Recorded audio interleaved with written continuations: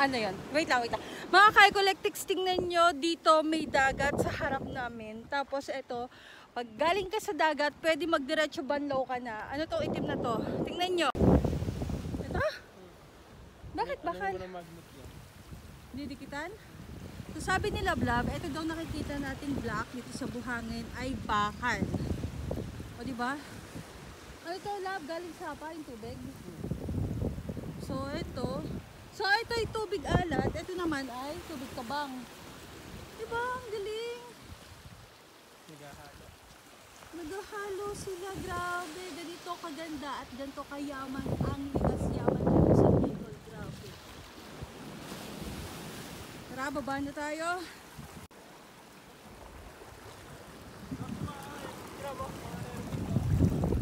Ha? Woo! Ano yung Lab?